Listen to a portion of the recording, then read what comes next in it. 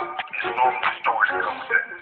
Sometimes you laugh, sometimes you cry, sometimes you just remember some good shit. Welcome to the Bottom of the Bottom podcast.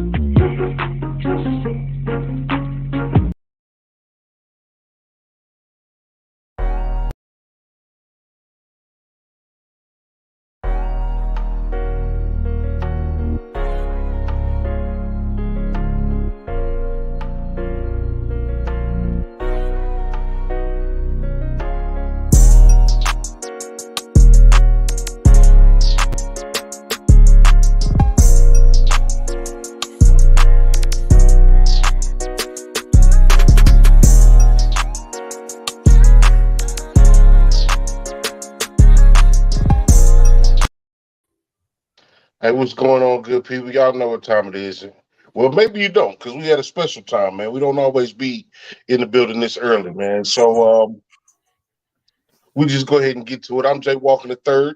That's my co-host, Carolina Dirt 803. What's good with you, man? Ain't nothing, man. Boy, it's a trippy day, boy. Cold out here in South Carolina. We on at 6 o'clock, boy. It's a real Hummmpday. 6 o'clock. Yeah, It's a real whole lot of Hummmpday. strange stuff going on. Yeah. With some technical issues, got some people calling because they don't expect us to be on at this time. Either way, we're gonna get right down to it, man. This is a special returning guest, entertainer, businessman, comedian, father, all things great in the black community, man. We bring in Mr. Talented Comedian to the stage, man. What's going on with you? Man, everything good over here, baby. I can't complain. It don't do no good anyway, man. For the most, right? Ain't nobody listening when we complain. You know who listening? We are. Right. And we hear one sentence, we add a sentence. Now we're there for 2 hours complaining. Right. And you're in the same spot. You ain't make no progress. Right. Till your homeboy be like, hey, bro, hey, I heard you the first time. You start doing circles. You start talking in circles. And like, bro, how many daughters you got? I got one. You told me about it 5 times. I know you had that's 5 right, daughters? man. But we gonna get right into this thing, man. It's the first call. You know, this is a little heat check, some simple questions. Ain't no right or wrong answers. Just kind of how you feeling in the moment. You know what I'm saying? So, spicy or sweet? Spicy. All right. Athletic or casual? Oh, athletic all day. Now, because you said that, the last time you did something athletic. Every morning I ride my bike. Okay. I'm on a pedal bike every morning. I need to get one, man. I I'm don't know telling if my fat ass can stay balanced though. Yo, you be good. They make them for everybody. You get you one of them baby tractors. Okay. A 3-wheeler. Oh man. Favorite pair of kicks all time. Oh, that's a good one. Favorite pair of kicks all time, LeBron's pot of gold. Very specific. I wasn't expecting that. Most of LeBron's shoes, except for those, most of LeBron's shoes weigh 8.5 pounds. Yeah, all of his shoes mostly trash. But that pot of gold joint, Yeah. I played basketball. That was the best basketball shoe I've ever played on. Okay. My last question, a more philosophical question. White room, 3 chairs, 3 white chairs, white table. You got a seat, it's 2 empty seats.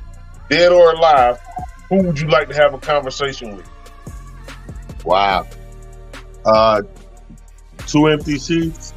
I definitely would love to speak to Harriet Tubman. And I probably definitely would like to speak to like Shaka Zulu. That's two different ones. Ain't nobody said them two yet. Yeah. No. Very, very interesting to me. Like, you know, if you had dead or alive a chance to speak to somebody, I think the things that pique the most interest, not the fandom of anything. Like I wouldn't pick a celebrity because that's just fandom. I'm not gonna get into real knowledge of my history and my people and that. But if I could go and speak to one of the greatest thinkers and warriors in his time, and then come up and speak to one of the most, if not the most single courageous woman ever, you know what I mean? Like, I walk away from that with so many questions answered, so much knowledge. You know, Right. if I go to heaven, I want to have most of my questions answered. By the time I get up there, it should be only heaven questions. True. All right, so most annoying, the dude that repeat himself or the drunk loud dude? The drunk loud dude. I seen him last night in the club. Oh, okay. If you was in a roast section, in a roasting section, you talking shit to somebody, as your teammate, another comedian, or one of your homeboys from the block? As my teammate, is gonna be a homie from the block. Because the homies from the block, that's where I come from. That's my background. We know how to snap. Yeah. You know, we know how to hit it all levels. You know what I mean? Like comedian, they're gonna think inside the comedian box. If you ain't come from that background, you're gonna have the corny snaps. We're gonna be hitting hard. All right, you got a problem. You got a problem in the streets. You calling an old dog from Men's Society or Max from Shotters? I'm calling old dog. You know why? Let me tell you why. Because it's going to be over. You got no matter killers, what. and then you got cynical killers, right? Yeah. Shotters, they're gonna come in there. They're probably gonna shoot too many people. First of all, Yeah. True. you know, they that's how they shoot the place up in Shotters. Everybody died, so it's gonna be sloppy. Everybody gonna be dead. But what's cynical about old dog is old dog gonna want to watch the tape every night of them killing. That's crazy. You know what kind of mind frame that take? It's already crazy to kill somebody. Then go home and get some popcorn. And let me see how I smoke this thing. You And he's like 15. It can only get worse from there. All right. Who you think got better stories when they retire? A city bus driver or a school bus driver? City bus. City bus driver. Not gonna have better stories when they retire? Hell yeah. School bus driver got the same old kids. City bus, every day is different. He got his regulars, but he got his cuckoos every day too. All right. So my last question, and we might tap in this, we might not. You got Charleston White on your left, and you got Kanye West on your right. Who you really talking to? I'm jumping straight off the roof, straight off. Like, it's gonna be like I died anyway, so I'm jumping straight off. Hopefully, it's the Empire State, so I can die in Impact. Straight off. Obviously, I'm going right now. I think it's sad, but because I'm such a black man, I'm gonna have to by default talk to Kanye. He's gonna be mad right away if I don't say yay. If I say Kanye, like That's his name now. That's his name now. Nigga said I changed my name. Nigga, I don't know. So Why people act like we obliged for that? Like, Yeah. you didn't call me when you changed it and say, yo, just give you a heads up. Call me this because I'm about to go down Monday and change. So all of a sudden, I'm just supposed to oblige. except for Prince. Prince made it clear. But that's what I'm saying. Like, Yeah. Kanye just did what he did, and we supposed to oblige. Prince explained it A to Z, and it wasn't a businessman or a human person with a heart that didn't understand that and go with it. Exactly. That man, they was robbing this man, and for him to get his, he had to go through the motion for a certain amount of years. We all Absolutely. understood that. What about Chad? Ocho Cinco. Well, he's just a clown. He was playing around. It was a good joke, too. Yeah. You know how many of us wore Ocho Cinco jersey? Right. So No, he was funny. And let's keep it real. Changing your name, you're defying something. Nobody Right. just changes their name for no reason. when you go to change your name, you're defining something. You don't want this to be associated with something anymore. So you change it. It's in defiance. That Ocho, remember, he's the same one that was criticizing the NFL in his day and slave trade, all those comments. So you know what? You're not gonna call me that. I'm gonna call myself something else. This is who I am now. And it was in defiance. You know what I mean? Right. Do you find that disrespectful to the parents? Like if your parents name you, like if you don't have a good reason, like you got some people like Ali changed his name, he changed religion. But if you just change your name to change your name. Disrespectful.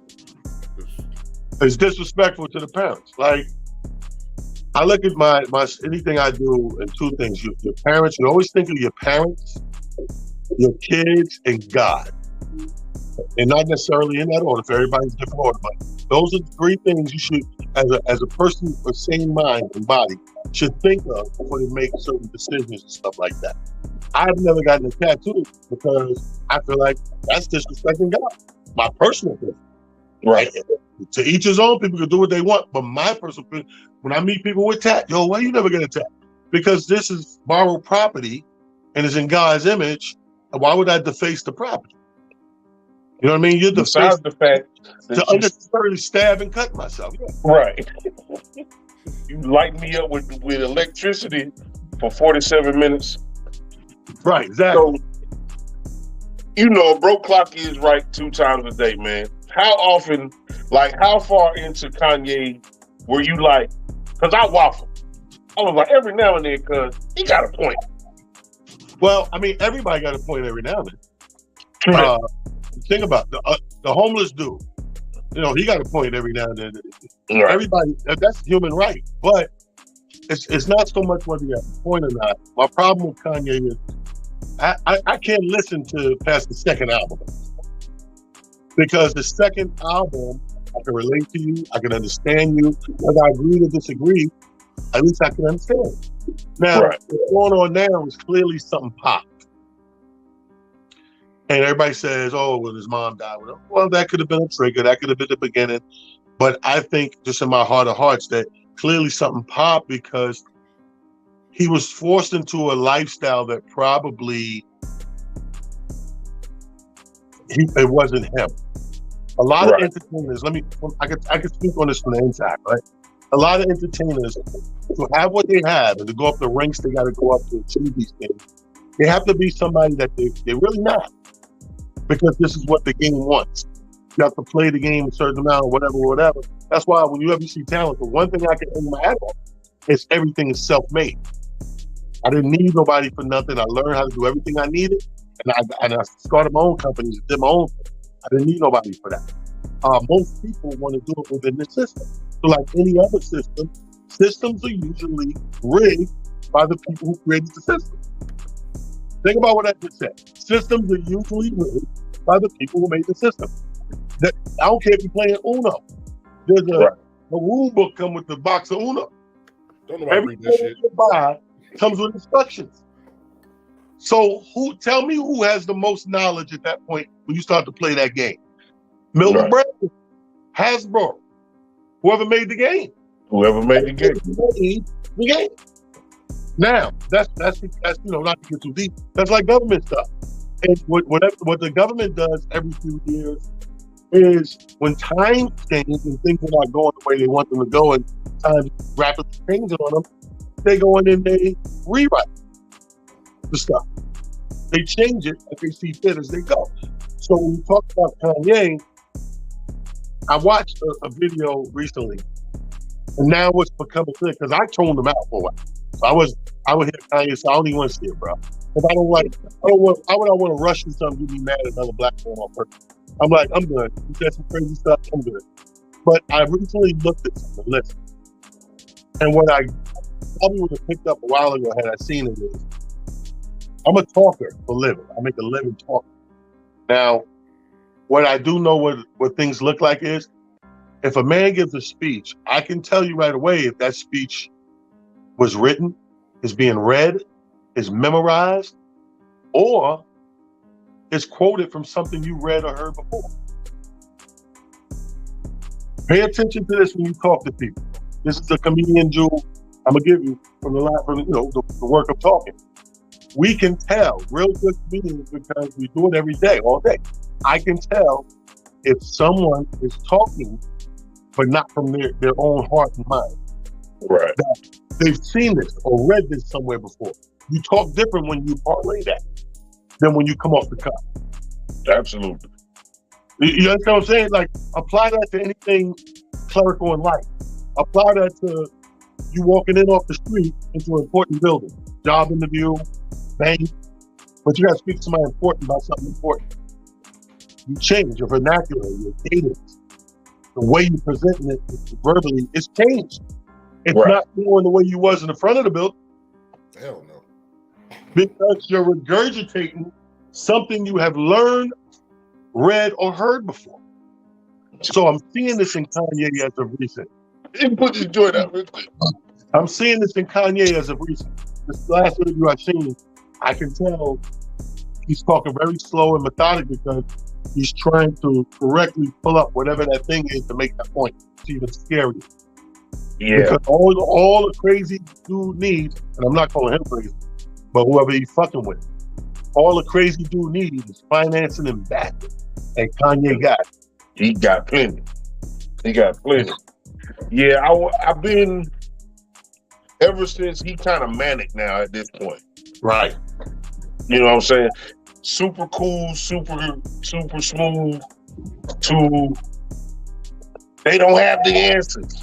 Like I watched both of the first interview he did with Drink Champs, I was like, okay, I get it. I understand where you at. You know what I'm saying? He made a couple of points that didn't sit well with me.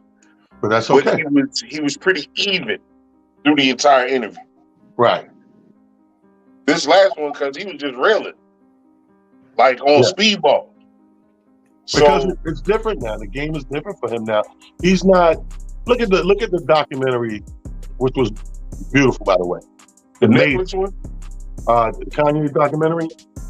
Yeah. Okay. Yeah. So on Netflix, check it out if you haven't seen it. It's a dope documentary, and it explains a lot of stuff. I got one of my sons has Asperger's, is on the spectrum of autism, right? And I picked that up. Yeah. You know what I mean? I picked that up. Okay, you're a genius, and I can't take his genius away. He's a genius. Nobody can argue that. Right. But your genius comes from like all those people in the spectrum. It comes in an unorthodox form or manner. But if you listen at the unorthodox movements he did early on, again, and how he's speaking and moving now, there's a big shift in there somewhere. It ain't all him. He's getting it from somewhere. Trust and believe. Remember, I tell you that. Right. I was watching something today because some of the same stuff he's speaking on, Orlando Brown, the dude that used to be on Disney, speaks on, and everybody called him crazy. But the thing I was watching was, okay, Kanye's mom died, and then you remember when he went to the mental hospital, whatever, and they were just talking about shock treatment. That's why, like, it's uncontrollable now. But that's the same thing they said about Orlando Brown, who was spewing all the stuff in the industry. So they got some of the same qualities. But then you also got to look at, if people call you crazy and you see it beneficial that people think you crazy, you're going to keep acting crazy until that's just who you are as a person. Or you've been called crazy. Right. Or you've been called crazy. It's come up enough times that they can't ignore it at this point. Yeah, but but the thing with Orlando Brown and Kanye, like, they got so many similarities that, like, they both was in the mental. They both said, it was said that they had some kind of electromagnetic treatment in the mental hospital. They come out and everybody think they're crazy because they talking about the industry. But is it that they really feel that way, or is it because we all look and see that, so they want to say that's who they are? Well, I mean, it's a little bit of both, and I think that here's the scariest thing about the difference in the two. Many guys have done what both these guys are doing. The difference in Kanye and what you call it, Orlando Brown, is the money, the finance. We already know how our community is wired and what we lack. The one thing our community lacks is those higher ups, those Oprahs and Michael Jordans and Michael Jacksons, all of Mike Tyson, all those people that reach that plateau, the Mayweathers, that if they could get together with one purpose and cause, towards our community, they can eradicate a ton of this, right? But they won't because we're messed up from the root. From the root to the tube, we're messed up. So we don't trust each other down here. So we know damn well we ain't gonna trust each other up here. We don't even trust each other down here. We got $22 in our pocket. We won't come together and make it 88 for 4 people. So keep that in mind. But what scares me about whatever the powers that be that control these guys, again, is the money. Kanye is worth billions. And those billions make a big dent in the situation, in the fight. There's always a fight going on. And you gotta realize where we live. We live in America. It's the capitalistic capital of the world. So everything is about how you make money. Like, to your point, when you said some people may have done 1 or 2 things that made people call them crazy, but once they see the validity and the promise of progress, the potential, and actually being crazy, I'm gonna play the role. If I know this crazy gonna get me $10 more billion, I might just play crazy. $10 billion, I play crazy. And it ain't hard. All I gotta do is say the opposite of the obvious. Right. Absolutely. You know, all you gotta do is say the obvious opposite thing that just said, and you look crazy. White lives matter. That's as obvious as it can get. Yeah, but nobody never said white lives don't matter. Why they need a t-shirt? we the ones in question. White lives matter on a white t-shirt. Let me tell you the dopest thing I've ever heard about Black Lives Matter conversation between the white and the black. Dopest answer I've ever heard, because we've all been cornered as black men with our white constituents saying this, that, and the third. And the guy was at the bar. These are older too. And the guy was like, "Yeah, well, you support that Black Lives Matter, all lives matter. That's bullshit." And blah blah. And he said, I can't care about everybody. He was like, "That's not what it's saying, right?" He goes, "Okay." He said, "Let me put it this way." He said, "You ever gave any money to save the whale?" He said, "Yeah." He said, "Oh, it's the same thing. Save the whales is not saying fuck the other fish, Right. They're just saying the whale is about to be extinct and we got to save them from going extinct." So, if you can understand that, how could you not understand this? Because save the whales, nowhere in there does it say fuck sharks, fuck guppies. We don't like jellyfish. It's just shining a light and creating a cause on the thing that's needed to stop killing the fucking whales. But at this point, you making a choice. The people that don't understand it, it's not from confusion. You don't care at this point. That's how I feel. Yeah, I mean, you know what I'm saying. But we've explained it enough. Isn't that the top of the food chain? There you go. Isn't that the top of the food chain? We're talking about a man that's at the top of the food chain. Right. Absolutely. Is that not the way? I mean, I watched The Lion King 20 times. Okay. Uncle Scar said, I'm just like, hey, why you say that? No, that's real though. We did a drunken verses, and I put Scar on my top villains of all time. Of all time, Scar was in. He's on the list of all time. No, he should be. He did his brother. He was in the family. Yeah. Hit his brother and tried to take his nephew out just to be king. He did his brother dirty. Where they do that at, right? Hey, it's the crown though. Like you say, everybody want that crown though. Scar was hanging with hyenas, bro. Yeah. The crazy. grimiest of the grimy. That's crazy. With them street niggas, with the street cats, the old dogs. Remember that? So at least I'm smarter than all these fuckers. Yeah. At least I'm smarter than all these fuckers. Let me ask you this. As a person, as an advocate as a weed smoker, right? Do you feel like ever since they legalized, do you feel like it's more fake weed on the street? Absolutely. Okay.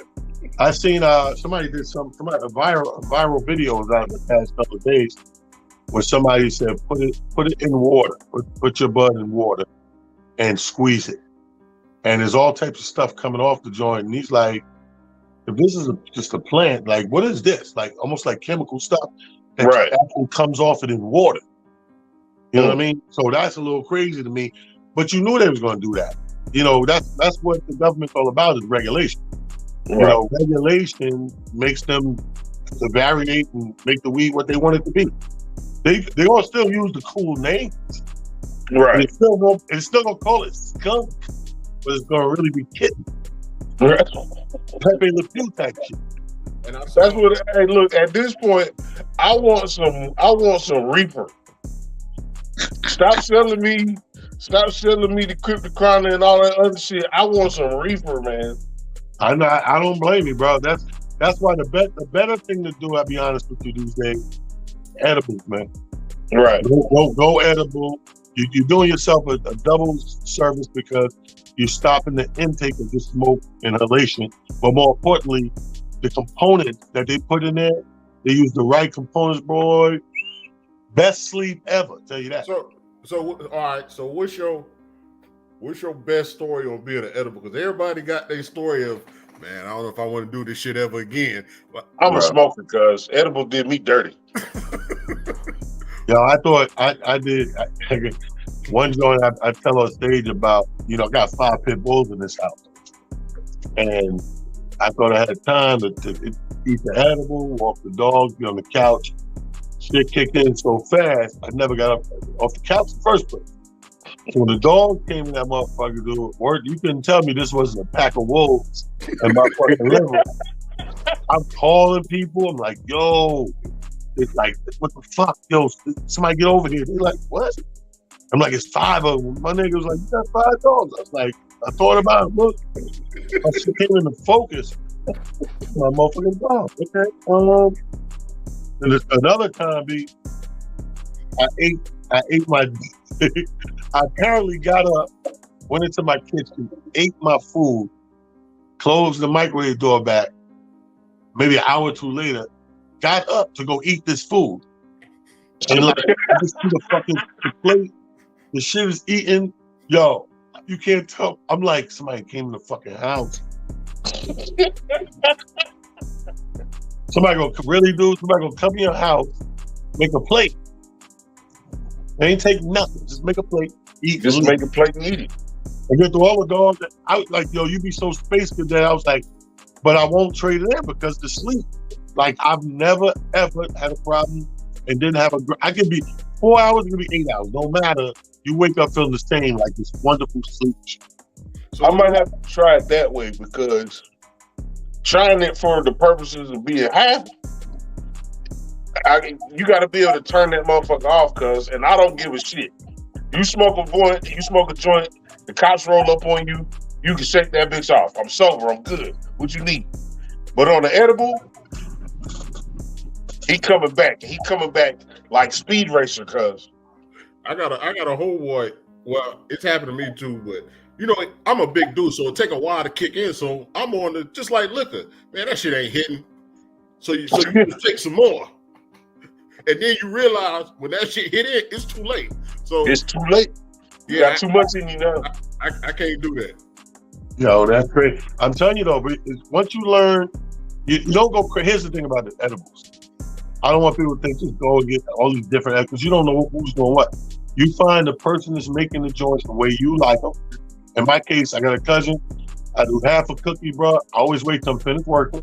Half a cookie, rest of the night, night sleep, everything banging. So I know if I do half or a quarter or, you know what I mean? So once you know your thing, that's your thing, that's it. I'm not jumping no gummies and eating no brownies and getting nah. I get my thing, I learn it just like weed. You know how much it's for. So what's your best show on the edible? What's your worst show on the edible? I never did it. Oh no, excuse me. I didn't mean to do a show. I was in a place, a comedy show, and the host called me on stage. We just took the edibles, man. We in a hotel ballroom, so we ain't going nowhere. We good. We come down, them shit's kicking. Everybody's by the bar laughing and giggling because that's what edibles do. Like, ah. And I just hear this motherfucker giving up the talent. And I'm like, yo, whoa. Now this is when we still out with the mask, right? So I take my mask off. I start folding the bitch like I'm in a laundry. I'm folding this shit. It wasn't the third fold. I'm like, what the fuck you doing, right? I go up there. It was the weirdest feeling because the stage right there, but it felt like a long walk. And in my mind, I'm like, if I could just get to the mic before. In my mind, don't ask me why. Somebody was going to snatch it if I don't get there in time. So I get to the mic and I'm like, okay. The only good thing is not my show. So it don't matter if I'm up there 5 minutes or 10 minutes. You know what I mean? As soon as I grab the mic, I don't know what the fuck. I don't even know how to say hello. Whatever. Some little crazy white dude in the front just start fucking with me. Oh no. And the hood overrode whatever fucking knowledge I had. And it was 10 minutes on this motherfucker, right? Room flying, killing this dude. And when I get off, the dude had the nerve to come over to me in the corner and was like, yo, don't you think so? Oh and no. I'm so high, I still don't know what's going on. I don't even remember what I just, I'm like, what happened? Well, you made it worse. So he said that shit you did to me over there. I'm like, bro, his boy said, man, come on. Got him out of there. But that was like the only time I hit, because I make sure I don't take them until I'm done. Right, you can't control the edible. That's what I try to tell people. Like, once you submit to the edible, you don't take an edible, you submit to it. Mm-hmm. I actually got to transition to that, but I want to ask you, because we've asked several times, we haven't talked to you for a couple of months. So you ever had a problem when you got off stage with somebody in the crowd? Oh yeah, everybody has. You know what's funny? And since it's been going viral and been in the internet world, like Chris Rock and all that stuff, people actually think that stuff just started happening. This has been a part of comedy since the beginning of comedy. You know, why you think they got all the cartoons they throw the tomatoes and stuff like that? Because that was the South. Like in the South, like redneck country, they put their entertainers behind barbed wire fence. Because this is how rough their crowd is. They're gonna throw bottles and cans of beer and whatever, salad, whatever, wings. And they would put them, you would perform behind those things because that's how the crowd was. The crowd was totally untamed for entertainment. So you don't know what you were gonna get tonight, so they had to protect the artist. That's how long this has been going on in stand-up comedy and even music and stuff like that. Comedy gets probably a bit more than anything else because of the interaction is personal. And if I start talking to a guy, it's literally me talking to the guy. So if I say that thing that embarrasses him to that level, I get it. Like he feel like, especially if he get his wife or girl, feel like he gotta pump his manhood up and approach. So back in the day, it used to happen a lot more than it do now, because which is the way it's supposed to go, because I'm supposed to get better at my job. I'm supposed to graduate and get to a point where I could talk about you, with you, and laughing with you, and walking that line where I don't get too disrespectful, you know what I mean? Or both of us feel uncomfortable in any form of fashion. That's the professional part of what I got to do, what I learned to do. The younger me in my first 6-7 years, I'm just straight out the playground in the project, snapping on motherfuckers, no holds barred, taking a leave, nigga. You know what I mean? What?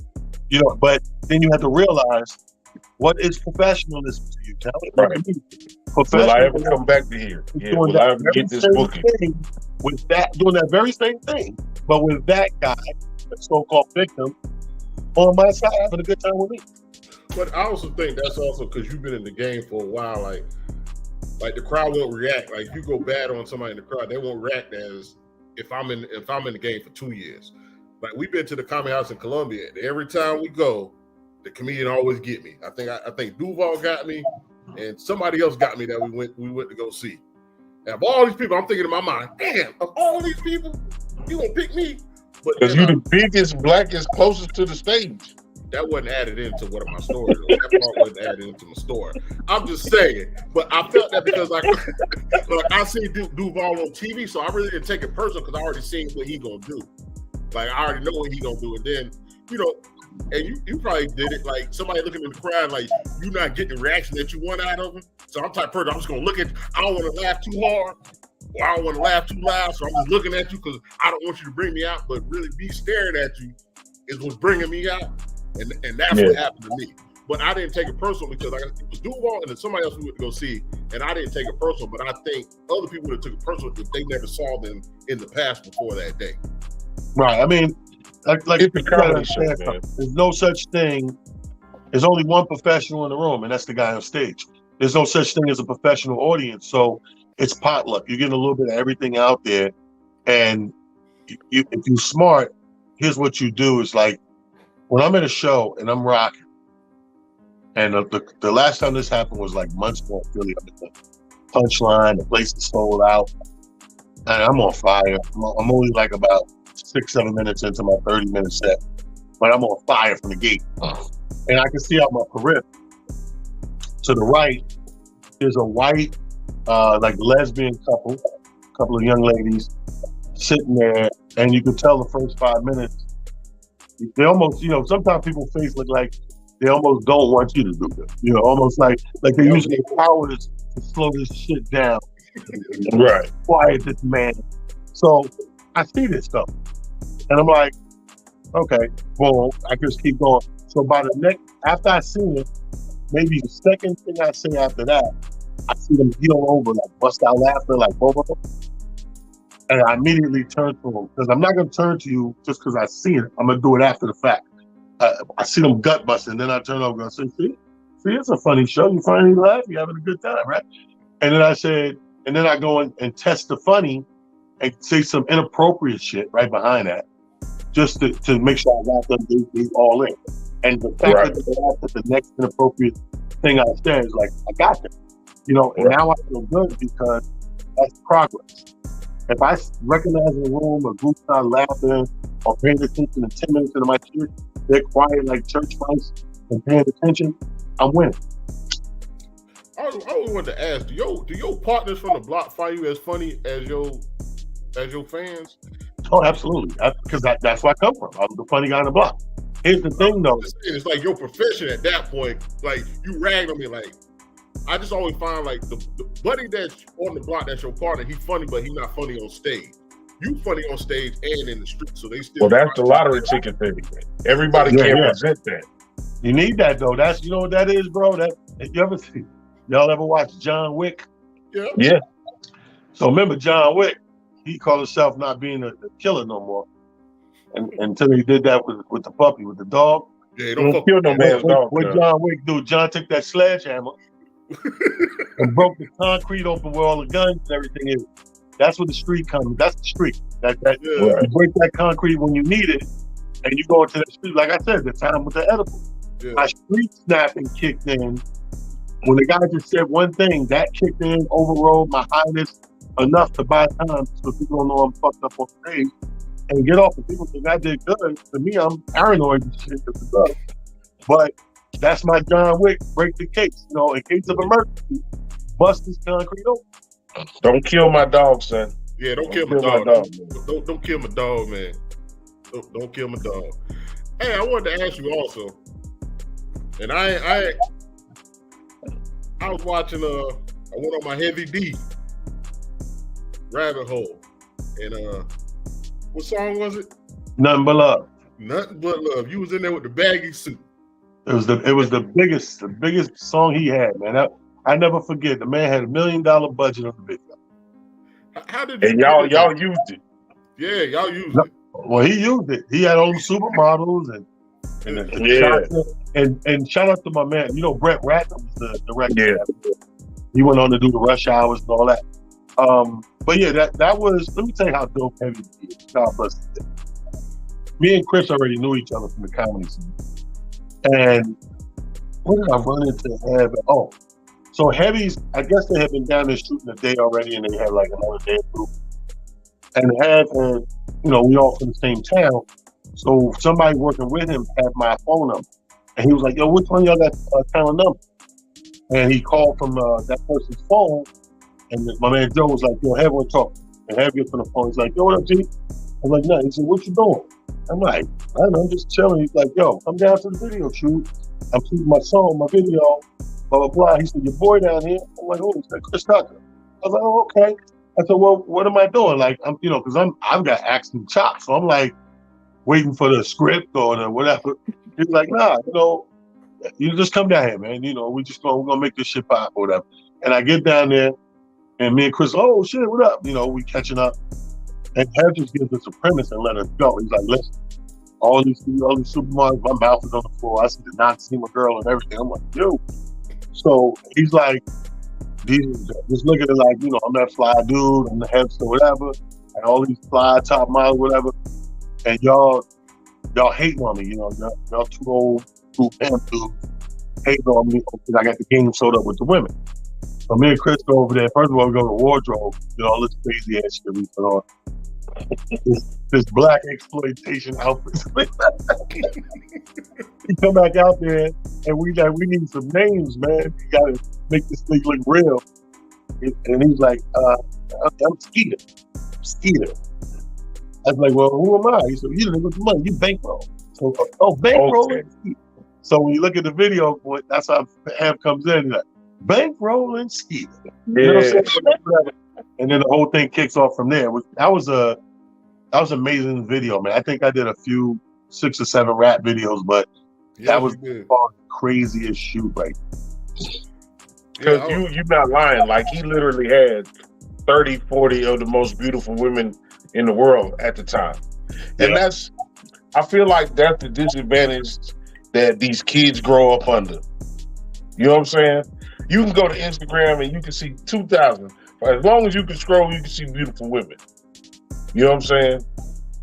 That's what they Back got. when we was kids, all we had was the 2 girls the one that blossomed, the one that was ugly duckling, and then when she showed up for the 11th grade, he's like, oh shit, she fine as fuck. We had the Jets magazine too, the Jet magazine. I was just about to say, then we got older, we had to wait a whole month. Right. You know what I'm saying? What was the other one?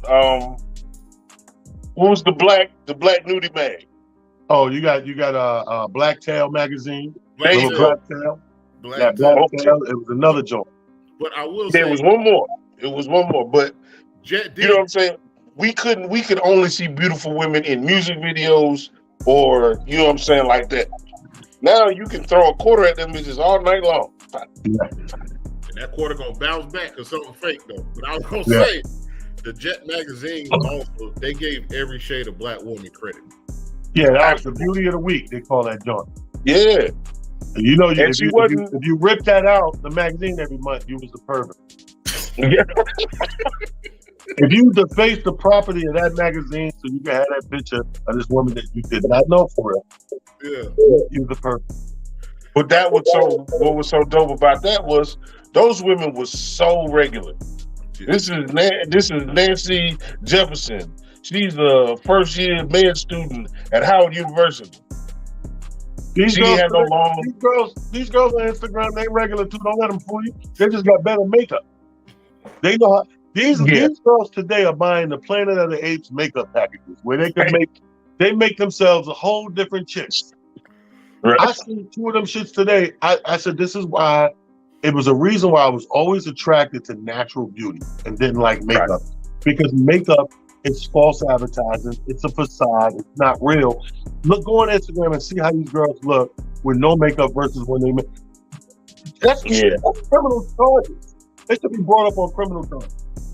I agree. I want to ask you on the way out because I be watching. I don't know if you be watching. I can't think of it. Matt Hoff. I watch his podcasts all the time. Obviously, Vlad and everybody else. You was with everybody. 90s, late 90s, 2000s. You with everybody. Music, everything. Everybody has the same story. And this is what I meant to say when we were talking about the weed about the transition. Everybody brought up Molly. Like, it seems like everybody in the music was on Molly. Is that the point where instead of being a drug dealer, drug user was magnified? Well, I think this is what I think about the entertainment. I think that there's always been something attached to hip hop, meaning alcohol and drugs have been the soundtrack to soundtracks since the beginning of time. So it's like whether look at hip hop now. Like when we came up through the '90s, and early 2000s, it went from just weed. Then it was cool to the villain shifted, so it was cool to sell the crack. You was the cool dude selling crack. You got the street cred. Then it was going to jail, and who could make the moonshine in jail off the mattress and all that. And then when it came out and it was kind of glorified, and everything was about money and jewelry, these guys would pick a certain liquor beverage to make you cool. So we don't watch that be everything from the early rap was Martini and Rossi, Asti, Spumante. Yep. You mentioned. Then it was Moet. Yep. Now it's the other joint. What's the other joint now? It's Cristal, then Ace of Spades. Ace of Spades. What you call it? Ciroc. Yeah. The other one with 50 Cent. Young G's, you gotta lick like so. That's the soundtrack to it's almost like the rappers are either villains or superheroes, and they have their gadgets like Batman. Batman got a lot of gadgets. We like to go see Batman because what he gonna drive the bat boat or the bat car or the bat helicopter or the bat jet? You know what I'm saying? Or the bat bike? Like he got everything. So that's the drug dealer. The drug dealer is the superhero, the character, and he needs his little gadgets. And that's the whip he's driving. That's the mansion he's supposed to have got. That's just the chick, the strip club. That's the rims on the car. You know what I mean? So and then It is. He's a businessman. He grabbed the liquor or beverage. It's never gonna leave, whether it's Molly or cocaine or mushrooms. It'll never leave the entertainment space. A lot of people think that they get their creative juices from it, or it enhances their creatively. And for some of them, it does. For most of them, it don't. Is the problem. You know what I mean? That's like I said, like the realest ones in the game. When I speak to people in the comedy genre, acting, athletes, whatever, they'll tell you, they'll be like, "No, I don't." Athletes will be like, "I love weed, but I only smoke weed in the off season." You know what I'm saying? I would never smoke weed before a game. Josh Gordon. And then you got Mike Tyson. Mike Tyson said, "I smoke every time before I fight," but you a different animal. You got a different chemical makeup. It might save somebody's life. You know what I'm saying? You're right. Mike might have saved somebody's life for life by being high. a whole lot of somebody. Hey, you got a Mike Tyson story? Mike Tyson, one time in Brooklyn, we had this Monday night room we was doing, funniest thing in the world. So a lot of time back, like people don't really do it so much these days, but in the early 90s, cats would like if they bring somebody into a spot and they know they high profile, like they handle a manager might come to you, "Hey man, I got," like one time Tupac was in spot, he was like, "Yo man," and that shit we shot the cop in the ass was out in the news. He was like, "Hey man, that Tupac up there at the bar, man, please don't mention that in Atlanta shit." I said, "No problem." Respected that.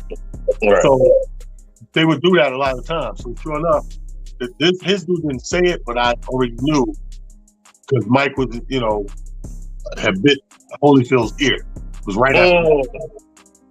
So he come in the joint.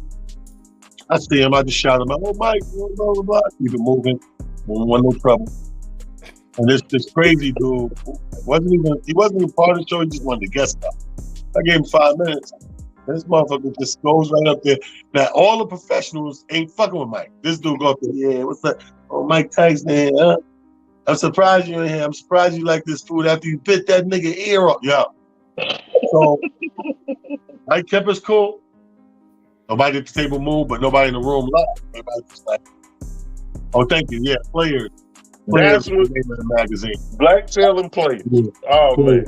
So he goes, so he don't say nothing. The whole show rides out. We think this shit is gravy, is over. I'm thinking, ain't nobody think about this shit, right? So when Mike Tyson's table is leaving, the guys at the door saying thank you to everybody. Thanks to everyone. About the guy who said the shit about Mike.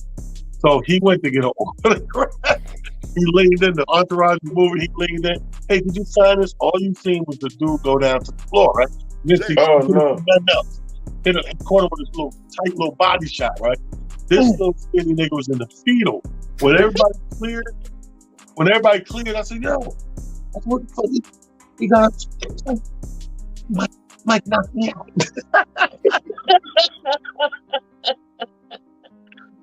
I don't mean to laugh at this shit, but that shit was hilarious. He probably never told another Mike Tyson joke ever in life after that. But I could guarantee you, I'm laughing because imagine, like, this is a regular skinny little dude, and you could tell Mike just tapping and wasn't a lot of effort because you would have seen some sort of movement over it as they leave. Right. That's how quick and swift it was nothing. But for this nigga to fall to the feet, I don't want to be around Mike when he throws the real shit. Mike wasn't moving on the airplane a couple months ago either, though. You know, everything was. He kept it tight. Mike want to whoop your ass in private. He said, "Beat you in the phone booth." I appreciate that, Mike. Absolutely. Now, as far as you know, you an icon yourself, man. Growing up the way we did, the ascension that we saw for Mike and the fall that we saw for Mike. Did you think he would be where he is?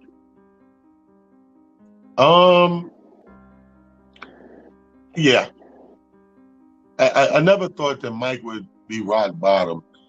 And the simple fact is because at some point, they started medicating Mike. And although it was meant to subdue him and probably rob him blind or whatever, it did something else. And now you medicated this man, and he done got a taste of how it feels to be totally calm and relaxed. Hence, now he's a conglomerate of a weed company. He got his own brand. So, and on top of that, the one thing I like about Mike is most of it, not all of them, but most of his decisions post-boxing career are not that bad for ex-boxers. Exactly. Like a lot of ex-boxers do some real bullshit. Right. And Mike's percentage is super high on the stuff that he chose to do and the appearances he chose to make. And you know, I'm kind of proud of that. I was going to say, who knew that he would develop the sense of humor that he has? You know what I'm saying? He always had a sense of humor. The public didn't see it because we keep in mind when Mike goes to work, we're paying to see the menacing. Right. He got that kind of job. He don't got my job. My job is opposite. Right.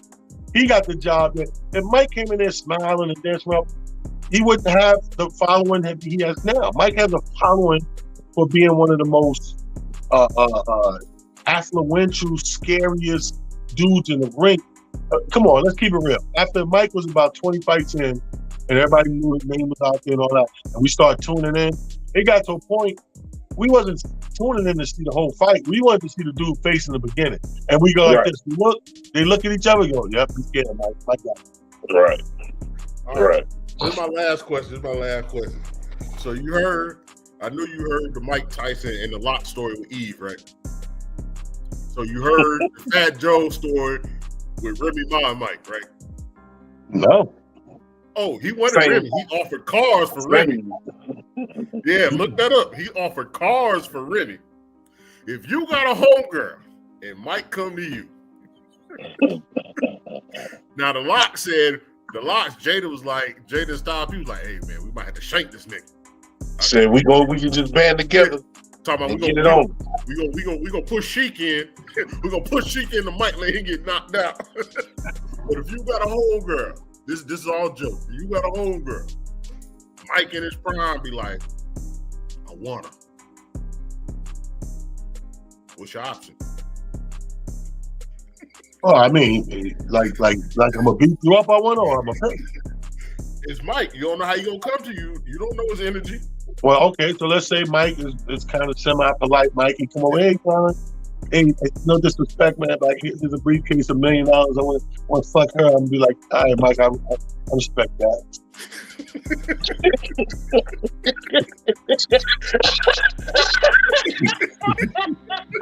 All jokes. It's just comedy. Oh shit! Hold on, you ever? I'm a master of that shit, right? You ever see a motherfucker? What he's saying is pussy, but he's saying like it's tough. Yeah, right. I'll be like, yo, Mike, I respect that shit. You know what I mean? You just gave the bitch away. You soft. You know? Hey, we gotta do what we gotta do, bro. But I'm back. Fuck that. Said, hey, look, I got so many questions with her now. You know? Right. Come here. How long we been dating? Is she my kid's mother? Because, you know, that makes a difference. If it's your kid's mother, you know what I'm saying? Yeah, absolutely. 2 million. You might get more child support. You know what I mean? 2 million. I'm gonna have to pay that. Man, y'all wow. Look, this is the conclusion. We coming to the end of the show, man. We got this thing. It's called Last Call, man. You walked into the bar on your own accord. You're walking out now. You may be a little wobbly. You can say whatever you want to say to the people, man. You want to curse somebody out. You want to get on their ass. You want to be motivational. You want to be educational. This is the moment. So, okay, well, I appreciate that. Absolutely. Appreciate that. That's what I'm talking about. This is my moment. So what I'm going to do is take this moment to tell people to, you know, Heisman toxicity. You know what I mean? Like, everybody's got a piece of something toxic around them on a normal. That's just the way the world works. But if you don't Heisman, push it away, keep it away from you, it's definitely going to become your way of life and your way of thinking. You know what I mean? We are who we hang around. You know, we are who we surround ourselves with. So if you know, that's the thing I don't understand about Black community. The Black community is full of groups of people who knows who the toxic person is in their group, but yet they're still in your group. You know, you can't have it both ways. You know what I mean? You can't walk through a dog kennel and keep your shoes clean. You're going to step into shit. You know, like, you can't have it both ways. You got to be smart, see the forest through the trees.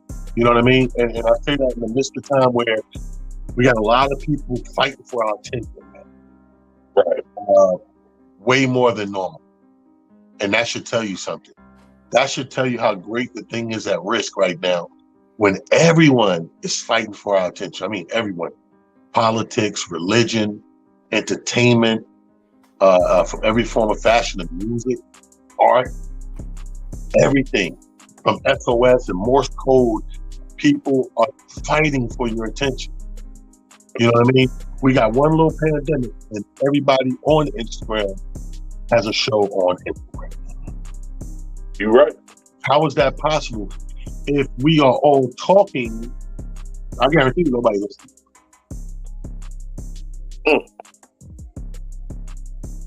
Think about That's a word right there. That's a word right there. Carolina, what you got for the people, man? I want to acknowledge what he just said because that's been a hot topic. A lot of people been talking about people in your circle. I was thinking the same thing. But I want to commend Talent because he taught me something about paying it forward. Like, this is the second time on the show. And it's always been good energy.